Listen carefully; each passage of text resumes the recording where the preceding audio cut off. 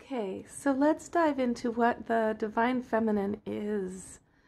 In a planet where people have been deeply afraid of the feminine for hundreds and even thousands of years, we've reversed her truth.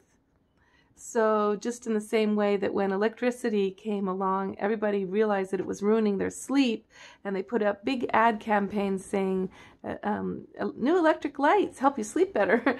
That's the same thing that they've done to the feminine is basically there's been this whole campaign to make us believe that the feminine is dangerous, that her sexiness is to be feared, that her power, underneath it all, she's vindictive and mean, and her sorcery, her goddess natural ability to heal is going to be negatively channeled as power over that's going to try to kill you, when really all the healer women are midwives that bring birth and heal people and take care of everybody's kids. And for thousands of years before we had Western medicine, it was simply women's medicine, healing and curing with herbs and natural shamanism. So you have let's look at all of these different things that are in the realm of the feminine. And when I say feminine, I really don't mean woman versus man. This is the feminine inside men too. This is the feminine balance in the planet, in the cosmos. So you as men can include yourself in that, and you as women can include yourself in the masculine. But I'm here, this is the Divine Feminine Passion Course, so we're going to stick with the focus on the feminine. The feminine. So let's take intuition, right? Magic, mystery, the unknown. The feminine is about opening into the question without fear of things that are bigger and beyond. Open-mindedness, because the feminine is curious about the next creation. She doesn't have to be the expert because she is deeply, divinely connected, intuitively, powerfully to the source. So she already feels like she already knows the essence, so she's curious about the essence. She's open to exploration. Let's take the senses, the five senses. And we've been taught, the sensuality of woman, of our own nature is dangerous. We'll become debauched. We'll become addicts and obese, and if we give in to our sensuality, we'll become hedonists. But truthfully, it's the suppression of the appetites that makes us binge and become addicts.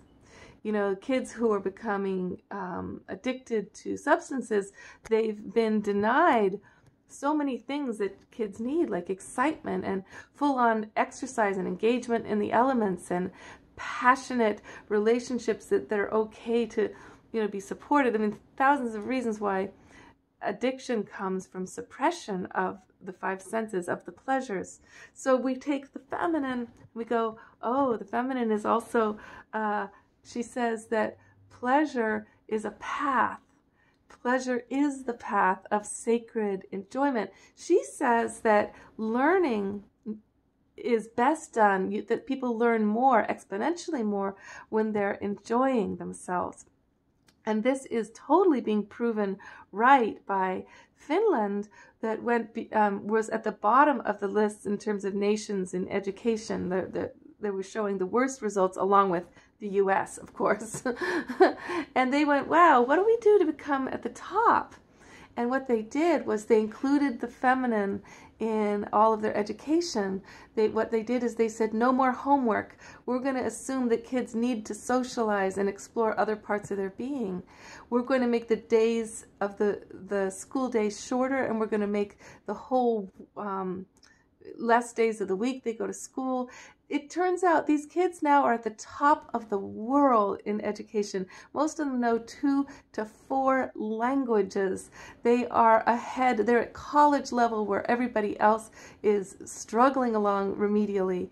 And what they did was they said, they included the feminine, which makes people exponentially more happy, fulfilled, and productive, and smart, wise, kind, So the feminine is holistic. The feminine is never going to say, keep those kids sitting at a desk all day, staring at the walls, at the billboards, the blackboards, and the feminine is about engagement. It's about thinking for yourself. It's about allowing, when you allow people to think for themselves, it's dangerous, right? Because now they're not just going to be robots that do what you say. You cannot control people who have their wild, awake feminine going on. So yes, she is dangerous a little bit, but in the best way. So the transformational nature of feminine energy, it brings birth. And then you have the sustaining energy of the feminine. That's the mother that stays there day in and day out, taking care of the children and staying up all night. And this is a powerful, deep, grounded ability of the feminine. If you take the elements of nature, I would say that the feminine is earth, powerful groundedness, fire, transformational, passionate, sexy energy, and the other one would be water, flowing, the will that goes to the bliss no matter what. She's always heading towards the bliss. She's always heading towards the source. She's always she does this thing, the feminine, and does this thing that the waters do, where they keep changing how they look. First she's evaporates into clouds, and the clouds falling down to the earth. Now she's this giant ocean. Now suddenly she's going back up again, and she's falling down these mountains, and she's cascading as tiny rivers with all these bubbly noises. And now she's deep pools of silence. And then over here she's frozen, and she's not moving at all. And she's in these deep, dark realms of mystery. So the waters, and they're always moving too. They're usually moving, but not always when they're frozen, So that's the nature of woman too. If you take the masculine, I would say, connect him with air, the essence, the breath of life that is spiritual. There's a unity in the air that contains all the elements.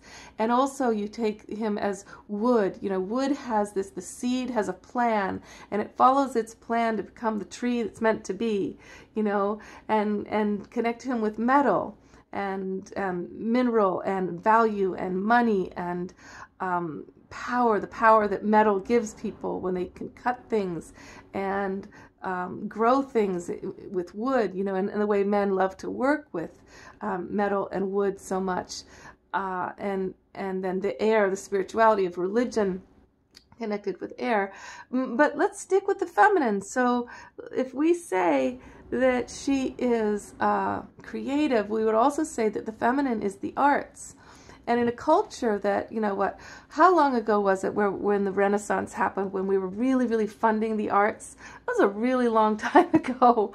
I mean, the arts have had to happen in the back rooms. I mean, even Mozart, Van Gogh, all these people with no funding, starving artists trying to be able to be creative. The masculine has been no more supported to be creative than women. Well, women have been even less supported. Actually, the men have been supported a lot more than the women. That's why you don't have hardly any in history books of the women's art and music and such. But the thing is that the creativity of the 5 arts is feminine nature, and that's why we sublimate it and don't support it enough. And that's why in cultures where it is supported, where the 5 arts are really happening, there's so much more dynamic energy, there's so much more joy, and so much more power and freedom and creativity. Take Cuba, for example, right? So, and Bali, and so when the arts are more thriving, so is feminine nature. Women love to dance. Women love music. Women are artists in our homes. The visual art of how our home is created and decorated is extremely important. How we dress, it's all this visual art thing. So the feminine in a society that would be supporting the feminine, we would have all the arts really supported. We would have, oh my goodness, there would be endowments for the arts. There would be, clubs would not have this limit where now you can only have 150 people in bars and clubs, and unless they have all these fire escapes and on and on.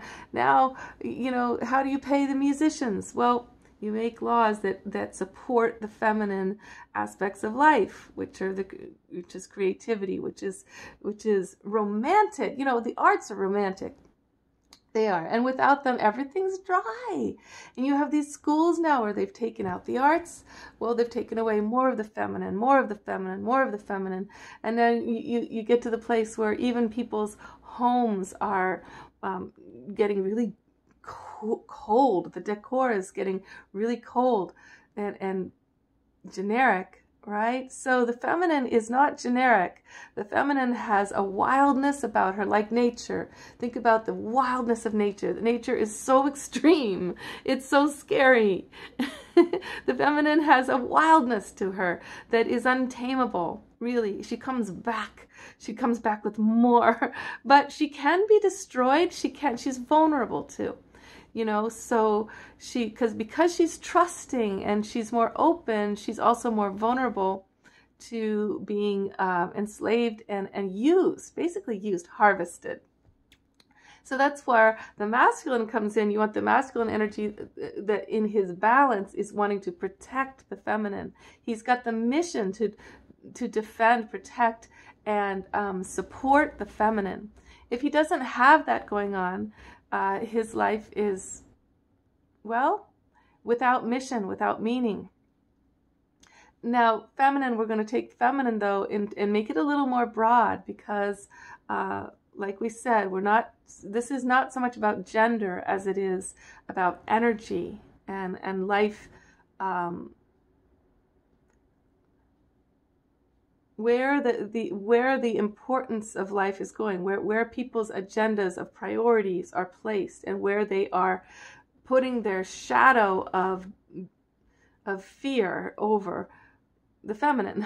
The feminine has become the black sheep of everything. It's always the thing that you don't allow and you criminalize and okay, so like drugs, for example, criminalize all of them because why? Because they are feminine in the fact that they are about consciousness expansion. They're not about knowing everything already and being an expert. So the feminine is not interested in that. She wants to explore. So even the desire for drugs that any gender might have is a feminine desire to expand consciousness beyond logic. So the masculine is more about logic and practicality, and you think it through and then you follow the mind's logic. The feminine will follow intuition. She will follow the heart. So what else can we say about her? We can say that she's sexy. We can say that she's about beauty. We can say that she's about children, and the feminine is the inner child in many ways. The feminine is the divine